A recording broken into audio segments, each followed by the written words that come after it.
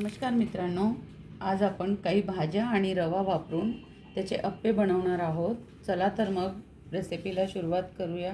अप्प्यामध्ये लागणारं साहित्य आहे आपल्याला हे गाजर आहे थोडं किसून घेतलं, आणि ही थोडी पत्ताकोबी आहे, हे टमॅटो आहे 2 कापून घेतलेले, आणि थोड्या फरसबीनच्या शेंगा आहेत आणि कांदा आहे. आता आपण रवा बघूया किती घेतो आहे. रवा घेते आहे 1 वाटी 2 वाटी, कारण जितकं मी तुम्हाला भाजीचं दाखवलेलं आहे भाजीपाला तेवढ्या याला 2 वाटी रवा आपला पुरेशी आहे. आता आपण या कापलेल्या भाज्या तेलामध्ये थोड्या फ्राय करून घेणार आहोत. तेव्हा मी आता 1 ते 1.5 पळी असं तेल घालती आहे. जिरं, कांदा घालून घेणार आहे. आपण आता संपूर्ण भाज्या याच्यामध्ये घालून घेणार आहे. आपल्याला याला जास्त नाही शिजवायच्या आहे, थोड्या हलक्या हलक्या रोस्ट करायच्या आहेत.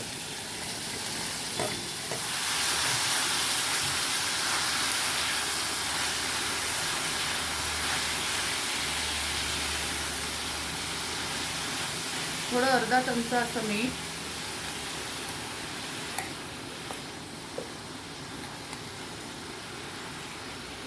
एक चमचाभर मसाला,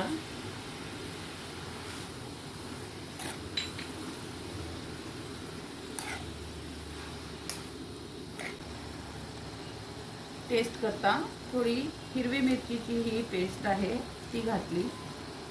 हिरव्या मिरच्या कापून न घालता आपण हिरव्या मिरच्या अशा मिक्सरमध्ये वाटून त्याची पेस्ट पण घालू शकतो.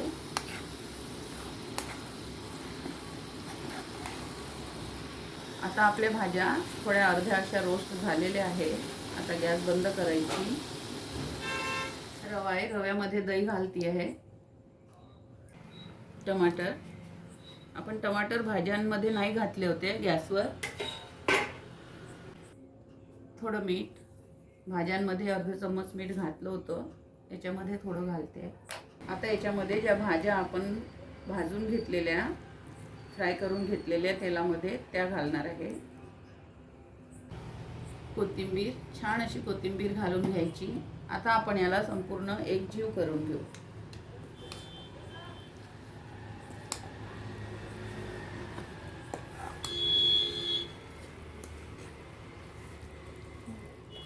थोडं थोडं पाणी असं घालून याला पूर्ण बॅटर असं मिळवून घ्यायचं, आणि याला 10 मिनटं अशी रेस्ट द्यायची.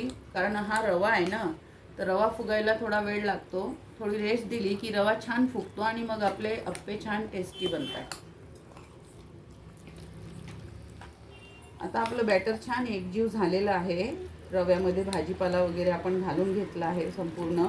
आता याला 10 मिनटाकरता असा रेस्ट देणार आहे, म्हणजे आपला रवा वगैरे छान असा फुगतो, मग अप्पे पण छान टेस्टी बनतात आपले.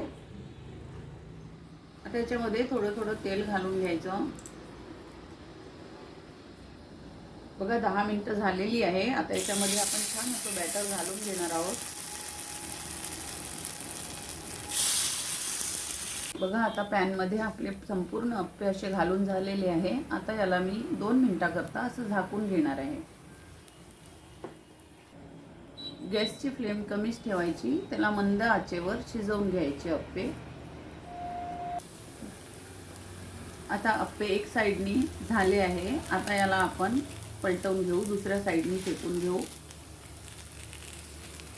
बघा आता आपले अप्पे संपूर्ण पलटवून झालेले आहे. आता याला थोडं थोडं तेल अजून लावून घ्यायचं.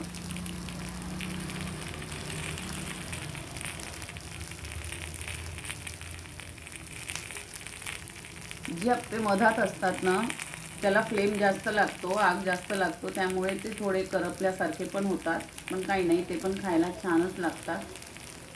गॅसवर पॅनला थोडं असं इकडे तिकडे सरकवून असे अप्पे शिजवून घ्यायचे. कारण फ्लेम कसा आहे ना, मध्ये लागतो पण आजूबाजूला लागत नाही, तेव्हा अप्पे कच्चे पण राहू शकतात. म्हणून थोडं असं सरकवायचं आणि ते छान असे शिजवून घ्यायचे.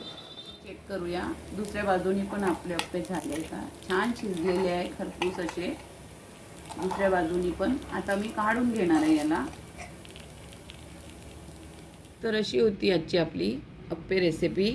तुम्हाला कशी वाटली मला नक्की सांगा. मी हे रव्याचे अप्पे बनवलेले आहे. ह्याच्यामध्ये काही भाज्या वापरल्या आहे. माझ्याकडे ज्या भाज्या होत्या त्या मी वापरल्या.